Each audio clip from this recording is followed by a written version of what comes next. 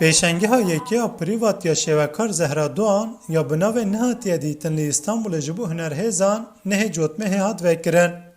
Berhemên di vê pêşengehê de ji xebatên Doğan yên dema sala 2016 û 2019 de di zindanê de çêkirîbûn pêk tê.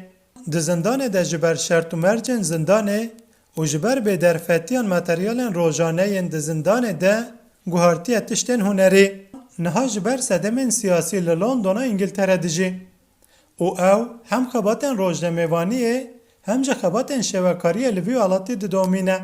Pêşengeha Stenbolê niha li Kirathanê berdevam dike ji ber hemên yên zindanê em pêk anîbû xêz kiribû li wana yani bi temamî wana yên zindanê wekî dayîka min û xwe min ji min kirasa şandibû yan jî hinek paçîk kiribûn wek etek sankî tiştekî cil dixin hundir lêbelê min ser wan wêne çêdikir min dîsa derdixist. Dîsa kitana dayîka min e xewliyên lê hundirin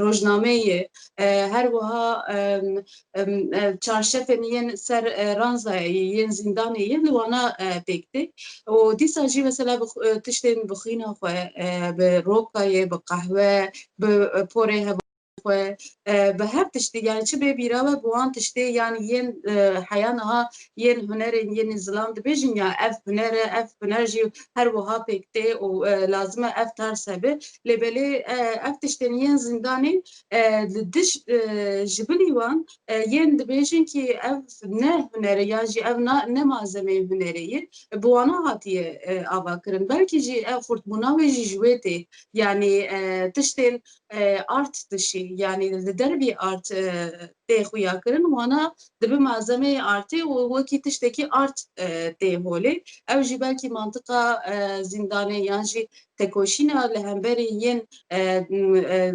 hîşmendiyê yên mêr û kesekî di zindanê mantıqa wê ya mantıqa tekoşîna wê derdixwe holê Çima te ji van berhema ev wêne çêkirin?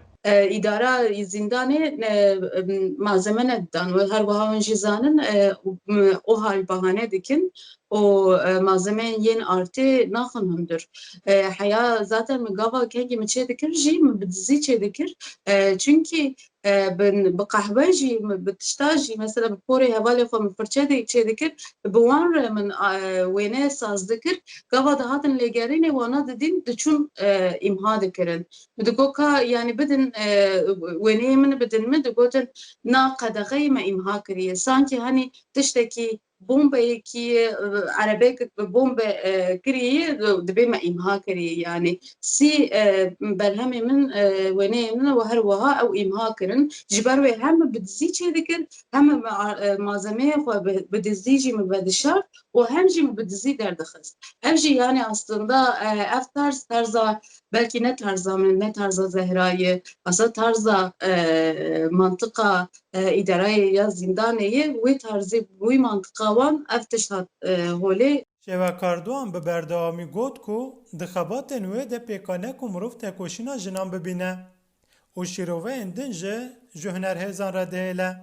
ama ez nikarim wekî Zehra bêjim ki ev berhemê min vê tiştî temsîl dike ama wekî Zehra ez karim bêjim ki ev berhema min vî aliyê de çêkir yani hestê xwe ez karim bêjim ki ev jî hestê min yê tekoşînê yê min tiştekî fêr bû yê tekoşîna jinê wana ye yani jî zaten berhemê min yani wêneyê min saz kiriye ew jî nisêbîne yani ew jî tekoşîna nisêbîne û li hemberî tekoşîna nisêbînê xirabkirina dewletê yani çawa bajarekî xirab kiriye min wê wî wêneyê zaten min hat naskirin. Li aliyeke din ve ji Şêwekar Doğan qala jiyana xwe ya koçberiyê dike. Belkî jî hilbijarta min bihata min lê vê derê pir hez bikira. Belkî ez ê bixwestem ez 10 sala li vê derê bim ez bixwînim yan jî her wiha pêşengehên xwe dîsa berdewam bikim ama li mecburiyetî tiştekî mecburiyetî û mantıqa koçberî û fikrên koçberî qet ciyekî de qut nake. Belkî heya niha axwasa zêde bi malbata xwe naaxivîbû. Ama li vê derê daha pir malbata xwe diaxivim. Carna dibêjim ki ez kamera vekin ez di we binêrim. Ez hevalên xwe digerim. Ama ev çi ye? Yani belkî ji dûrketin ez dibêjim ki yani di aliyê mesela mantıka yan jî hêstên dûrketin yani bi fîzîkî ez dûrketim ji tiştekî tirsim. Ez ê di her tiştî dûr bikevim. Welatê xwe, baweriya xwe, çanda xwe ez ê dûr bikevim. Belkî ev tirs min daha bêtir girê dide. Ev jî çawa dike li vê derê yani cê disekine wekî em bêjin kî duraxekî. Qet carekî mesela ez dibêjim ki belkî 20 sala ez li vê derê bimînim ama li vê derê qet ew ê nebe welatê min, qet ew ê mala min çê nebe, qet ez ê ciyekî tam nebêjim ev dercê min û ez ê li vê derê bijîm û ez ê li vê derê bimirim. Na, li vê derê sankî ciyekî mirov jiyana xwe dide sekinandin û hêstê xwe jî dide sekinandin werdisekine. Belkî jî bi sala belkî jî bi meha weya nizanim ama tu disekinî hêstê xwe. Ji ber wî jî yani wekî yani belkî ji zindanê de daha xerabtir e koçberî yan jî ji welatê xwe dûrketin. Hêjayî vîrxistineya ku pêşengeha Doğan ya bi navê nehatiye dîtin ve heta nehê mijdarê li mala wêjeya ya Kirathana li İstanbulê vekirî bimîne. Min Botanî, Dengê Amerîka, İstanbul.